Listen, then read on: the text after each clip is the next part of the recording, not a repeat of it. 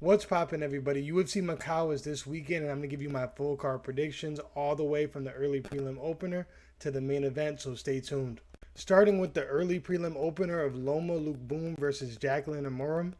I'm actually going to pick Jaqueline Amorim. I know that Loma is a popular pick this week, but I do think that she's undersized.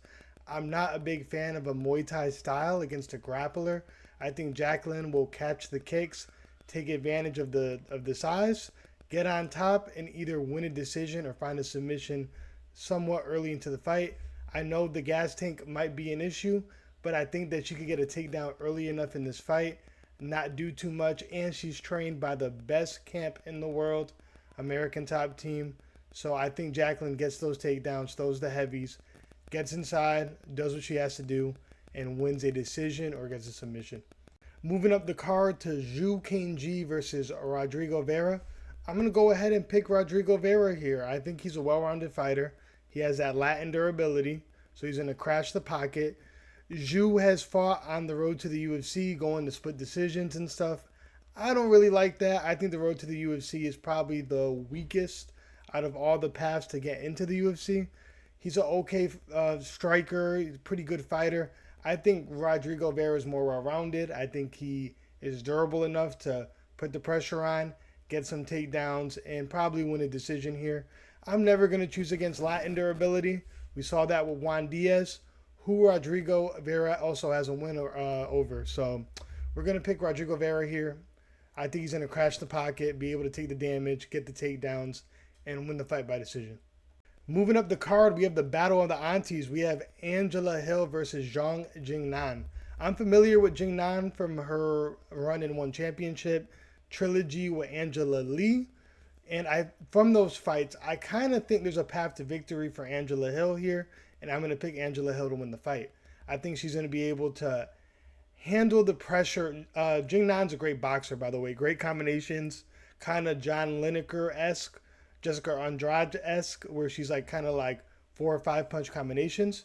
But I think Angela Hill could handle the pressure. And what I saw in the Angela Lee fight against Jingnan is there's an ability to hold Jingnan against the fence, use that clinch, and get takedowns. So I think Angela Hill is going to get the takedowns in here, put up enough volume to keep Jingnan busy, and be able to win a decision with the volume, the pressure, the takedowns, and the clinch work. Moving up the card to my boy Ray Tsuruya and Luis Gurule, a guy who got us a dub last week. Actually 2 weeks ago against Daniel Perez. Luis Gurule, we just saw him fight. You know what you get with him. He's a stocky, durable guy. He's going to come forward in your face. Good boxing. Solid takedown defense. But I think my guy Ray Tsuruya is going to get him here. I think Luis does have good takedown defense. But Ray Tsuruya has unorthodox takedowns. He goes for judo-style throws, arm drags, and stuff like that. And he's only going to be getting better with age. He's like 23 years old. I believe he was training with Teixeira at a point. So I really believe in this guy. I think this guy could be an elite-level fighter in the division with the right training camp and with the right development. So I'm going to pick Ray Tsuruya. I think he gets these takedowns. I think he could get Luis Gurule in difficult positions I've seen him in, like getting his back taken early in fights early in his career. So let me get Ray Tsuruya to win. I think he gets those unorthodox takedowns. I think he gets the back. Will he be able to finish Luis? I don't know. Luis is pretty stocky. So I'm going to pick Ray Tsuruya to win the fight. Next up, we have Aoriqileng versus Cody Haddon. I'm going to go with Cody Haddon here. I think Cody Haddon is extremely underrated. He's not the best wrestler, has good jiu-jitsu to get to his feet. Phenomenal boxing for the weight class. Looked good in the Daniel Argueta fight, his debut. That was some time ago. But it's another one of these young guys. I think he's going to just get better with the time off. I know he's coming off some injuries. Actually picked him to beat Malcolm Wellmaker before that fight got canceled and Ethan Ewing went to replace Cody Haddon. But Aoriqileng to me is kind of like a stocky, strong guy, not the best at anything. He's kind of mid, to be honest. I don't think he could crack, and that's about it. I'm going to take the more skilled fighter in Cody Haddon. A young, skilled fighter, fast hands, good jiu-jitsu. And I think he can get some takedowns of his own in this fight if he wants, but I think he'll win with the striking, with the boxing. I don't think he finds a finish. I think he'll probably win a decision. Moving up the card, we have Ding Meng versus José Henrique. Okay, so I'm going to go and pick Ding Meng here. I think José Henrique is not that good. We kind of saw him get exposed on the Contender Series years ago by, I forgot what the guy's name was. We called him Japanese Connor. He was not Connor. He was absolutely trash. But José Henrique managed to get completely outclassed and KO'd by this guy. Ding Meng is a tough guy. He got some power. He goes forward. He's tough. So we're going to pick Ding Meng. This is more of a fade on José Henrique. There's some reach to deal with there, but I don't think he's anything special.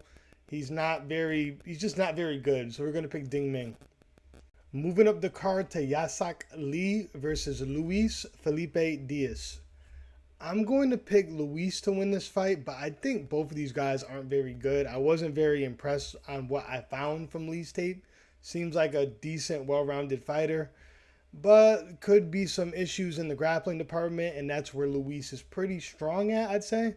This guy is definitely on roids, by the way. Luis is like, he juiced up. I'm not going to hold you. But he's a little bit of a gassy boy too, so I don't really know. It's a tough fight. I'm going to lean Luis here just because I feel like there's going to be a gap on the ground that's bigger than the gap on the feet. So I'm going to pick Luis Felipe Diaz to win this fight. Like I said, both of these guys are kind of stinky from what I've seen. Now we're at the main card opener of Alex Perez versus Sumudaerji. So I'm going to go ahead. I'm picking Sumudaerji here. Y'all know I love Alex Perez, though. We picked Alex Perez to beat Charles Johnson. We picked him to beat Asua Mabayev. But here's the thing, and the Asua Mabayev fight is one of the reasons why I'm going to go with Sumudaerji here. Not because of the grappling. Obviously, Sumudaerji, he's not a grappler like that. But it's the fact that Alex Perez, like his fight IQ isn't always there. And it's not like he's a heavy grappler. I do think he's going to try to shoot on Sumudaerji. But Sumudaerji's been training in that camp with Song Yadong, Yan Zhaonan over there with Uriah Faber in them. And he has been getting better and better at the takedown defense. He's even getting takedowns and throws of his own now.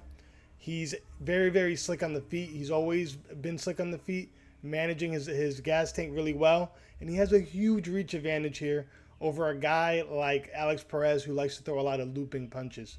So I think Sumudaerji's going to, he's going to kick. He's going to throw that jab in his face. He's going to throw them straight punches. And I think he's going to win a decision. I don't think he'll finish Alex Perez. Alex Perez is a tough guy. But I think Sumudaerji outclasses him on the feet, defends the takedowns, puts the jab in his face, kicks that body, and wins a pretty dominant 29-28 decision. Moving up the card to Jake Matthews and Carlston Harris. Now, Carlston Harris has been really bad for him lately. The Chaos Williams knockout, I forgive you for it, but that was a bad one. Getting deaded like that by Santiago Ponzinibbio in the big 2025, that's a little crazy, bro. I'm not going to lie to you. But then you got Jake Matthews. He's over here. Probably should have won by finish in his last fight. But he's getting finished by Neil Magny in the third round. And you never know if you could trust Jake Matthews or not. Because, he'll go out there and he'll look pretty competitive against Michael Morales. Go to decision with him. Then he'll get finished by Neil Magny. Then he'll get knocked down 40 times by Matthews Hemmelsberger. But I'm going to pick Jake Matthews to win this fight. He's a lot younger. Carlston's taking this fight on somewhat short notice. Jake Matthews has an easier flight there. And he should be the overall better fighter. He's not coming off of 2 knockout losses. I expect him to win a striking matchup because I think if he is going to grapple with Carlston Harris, he opens himself up to the front chokes of Carlston Harris, which he's really good at. And I think as long as he stays safe, he could win a decision just pumping a jab, being safe, not on the outside, somewhat on the inside. He has clean boxing. He has good fundamentals. And if he gets takedowns, get them later into the fight where Carlston may be a little bit more tired. So I'm going to say Jake Matthews by decision. Moving up the card, we got Kaya Sakura, everybody's favorite Japanese fighter, against Cameron Smotherman. Okay, so I'm going to say this. A lot of people are going to pick against Kaya Sakura because he's on a 2-fight losing streak, but he lost to Alexandre Pantoja. That's fair. And then he lost to Tim Elliott. That's a little suspect, I'm not going to lie. But what those two guys have that Cameron Smotherman doesn't is they could fucking grapple. They could grapple pretty well. Tim Elliott's always had a good guillotine. He always shoots takedowns. He was getting Steve Erceg down with his takedowns in his last fight. Kai Asakura was whooping on Tim Elliott beforehand. So I think Cameron Smotherman, this is a guy that he got knocked out by that Greek dude or whatever. Some guy on Aljo's team on the Contender Series, and that guy is fucking awful. But he somehow got KO'd from him. I've watched this guy fight a bunch of times. Cameron Smotherman kind of sucks. I'm not going to lie. And he's more of a striker. He doesn't possess the skill set that's going to give Kai Asakura those problems. I think this is a layup matchup for Kai Asakura. I'm going to cut to the chase. And I think he could find a KO on this guy. This guy just got KO'd by the scale like a couple months ago. So give me Kai Asakura. Kai Asakura finds a finish in the second or third round. Moving up the card, we got Sergei Pavlovich versus Tallison Teixeira. So I'm going to pick Sergei Pavlovich. Do you guys remember when Sergei used to be like the guy? Like this was the guy people were scared of. Like they said John Jones was afraid of him. Tom Aspinall was scared of him. All these guys were afraid of him. And then like Tom Aspinall knocked him out, and then Volkov kind of, outclassed him on the feet. And I know some people are going to draw those parallels like, Tallison Teixeira is pretty tall. Volkov is tall. That means Teixeira wins. Honestly, I'm more worried about the fact that Teixeira is training with Alex Pereira, Ursary, and Glover over here in Connecticut. But I can't bank on those facts already. I don't know if he's made those improvements. Like, bro, you were just like in a competitive 29-28 with a 7-loss streak tied to Ivasa. I can't trust you. I'm sorry, I can't. I'm going to have to go ahead and pick Sergei Pavlovich. And Tallison Teixeira has that long, that tall man defense of leaning back, chin up in the air.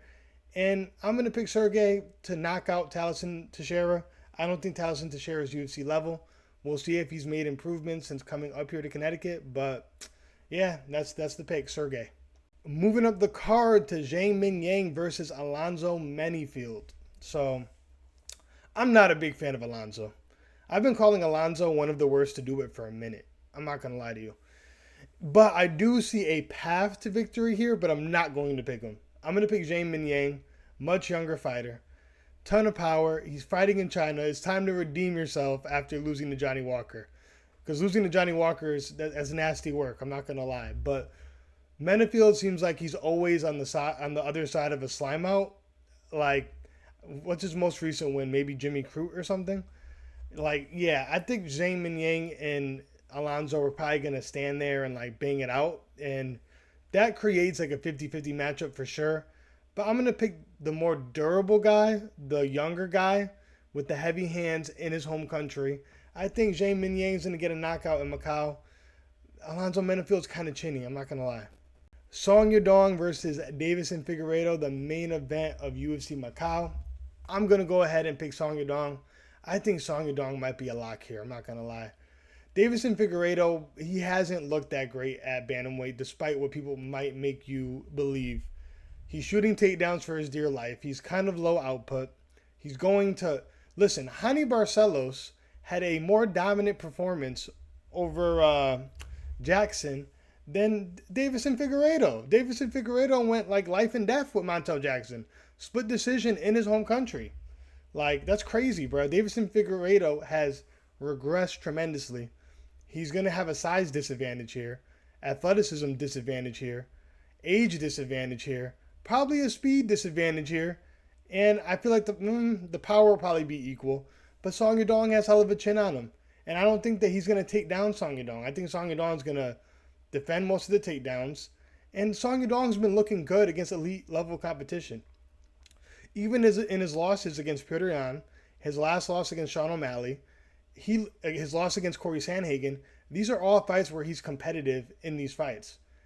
Deiveson Figueiredo's over here, life and death with Montel Jackson, slimed out by Corey Sandhagen. Like, it's different, bro. It's different. I like Deiveson Figueiredo. I respect who he was and who he is. But it's time to put the fries in the bag, Unc. I'm going to pick Song Yadong, and I think Song Yadong is going to get like a 3rd or 4th round TKO. I appreciate y'all watching this video. Do me a favor. Make sure you hit the like button, comment down below, and hit subscribe. And hit the notification bell for new content. Peace.